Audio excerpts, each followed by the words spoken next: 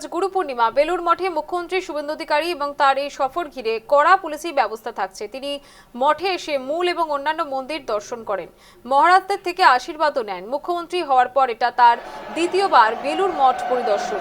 দেখতে পাচ্ছেন সেই ছবি বেলুর মঠের, সেখানে মুখ্যমন্ত্রী শুভেন্দু অধিকারী আসেন এবং তার মুখ্যমন্ত্রী হওয়ার পর এটাই প্রথম সফর বেলুর মঠে। সেখানে তিনি পরিদর্শন করেন, পুজো দেন এবং সেখানে মিশনে মঠের গুরুদের সঙ্গে কথা বলেন। দেখতে পাচ্ছেন মঠে গিয়ে মূল এবং অন্যান্য মন্দির দর্শন করছেন শুভেন্দু অধিকারী। মহারাজদের থেকে আশীর্বাদও নেন মুখ্যমন্ত্রী।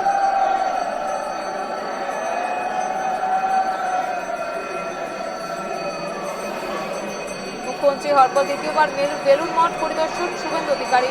দেখতে পাচ্ছেন সেই ছবি বেলুর মঠে শুভেন্দু অধিকারী আজ গুরু পূর্ণিমায় গুরুদেবের কাছে প্রণাম জানাচ্ছেন। বেলুর মঠের যে সমস্ত মহারাজরা রয়েছেন, মহারাজদের কাছ থেকে আশীর্বাদ গ্রহণ করছেন মুখ্যমন্ত্রী।